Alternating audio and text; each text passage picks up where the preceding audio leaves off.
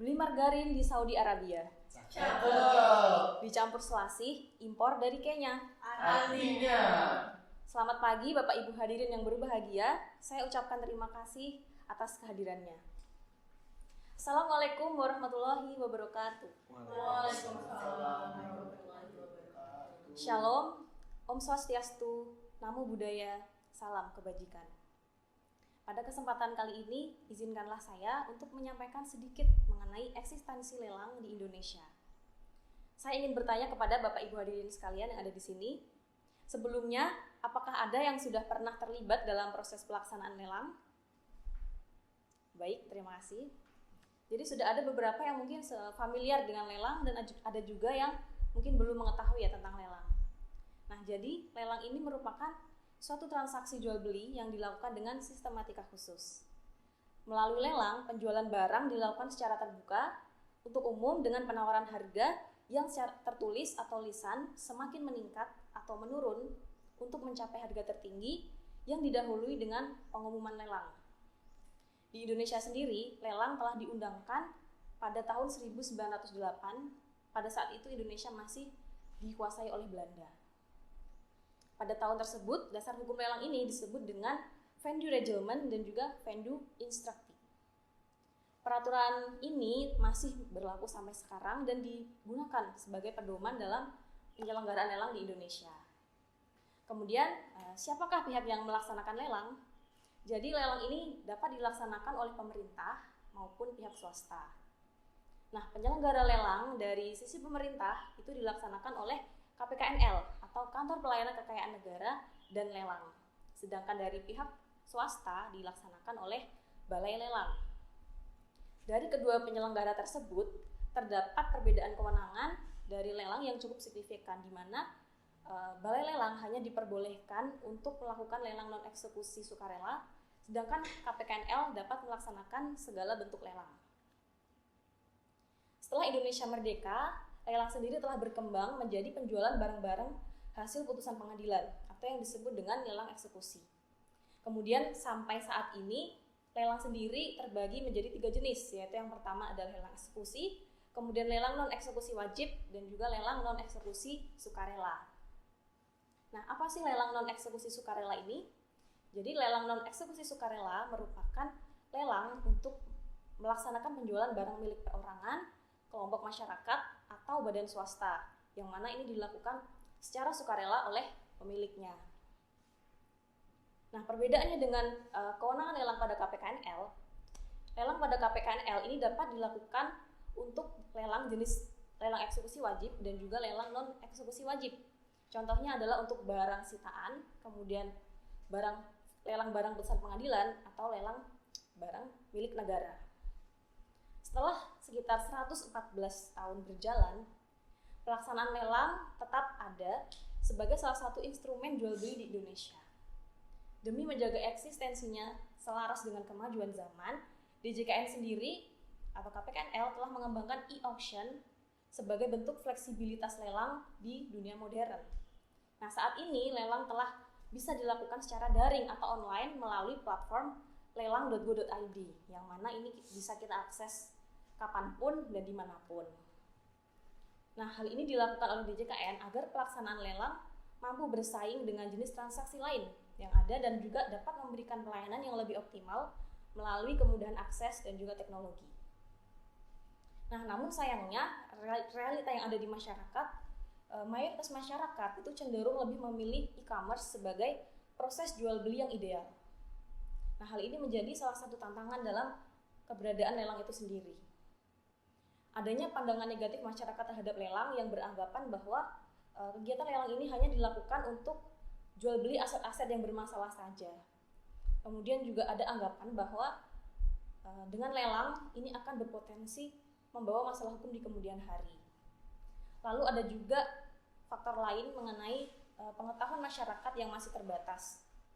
Masyarakat awam umumnya belum begitu familiar dengan tahap-tahap atau langkah yang perlu diperhatikan dalam pelaksanaan lelang. Lalu yang ketiga adalah adanya penipuan. Nah, perkembangan zaman dan teknologi memang berguna bagi berbagai pemangku kepentingan dalam hal pelaksanaan lelang. Nah, saat ini banyak sekali penipuan bermoduskan lelang yang muncul di kalangan masyarakat. Kalau kita lihat di sosial media, banyak akun-akun bodong yang mana mereka menawarkan barang lelang yang mengaku hasil sitaan dari Bea Cukai ataupun KPKNL, yang mana para pelaku ini seringkali menelpon korban dan mengaku sebagai pejabat di KPKNL. Nah, hal ini membuat calon pembeli itu merasa ragu dan kurang memiliki kepercayaan terhadap kredibilitas pelaksanaan lelang. Nah, dari poin-poin yang telah dijabarkan tadi, apa sih yang membuat lelang ini masih bisa bertahan di Indonesia? Nah, apakah lelang sendiri ini masih memiliki konektivitas dengan kebutuhan masyarakat masa kini? Dan bagaimanakah kira-kira eksistensi lelang ini di masa depan?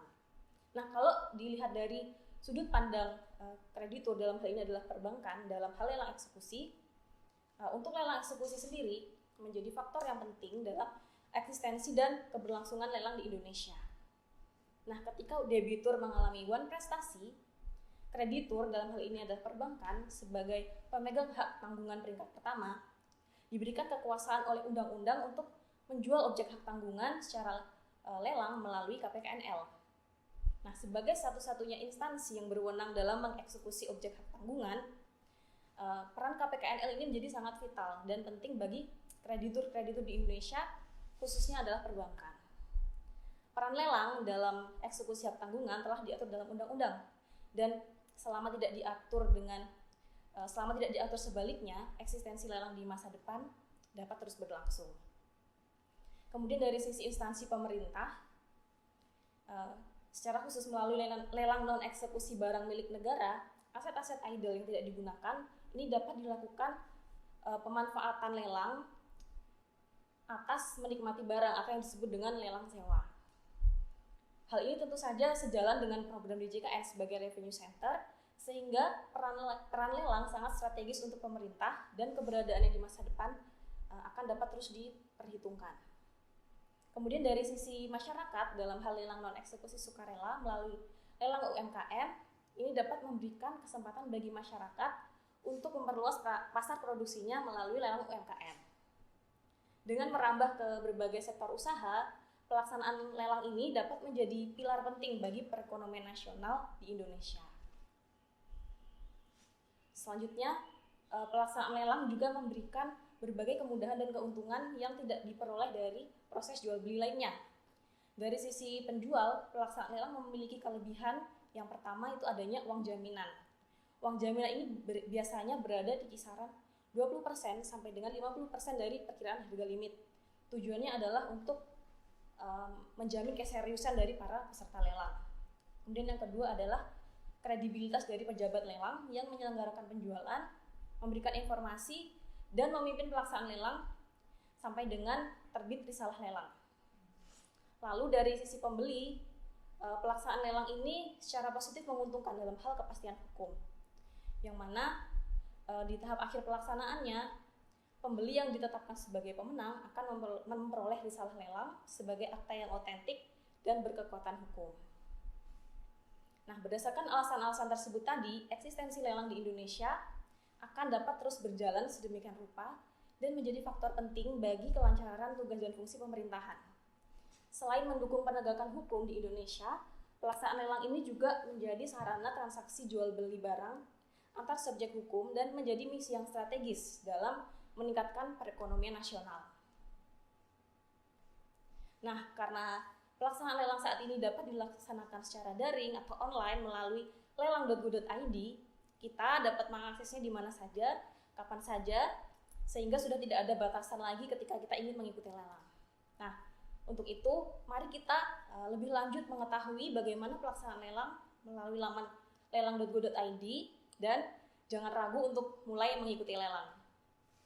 Sekian yang dapat saya sampaikan, kurang lebihnya mohon maaf. Wassalamualaikum warahmatullahi wabarakatuh. Waalaikumsalam.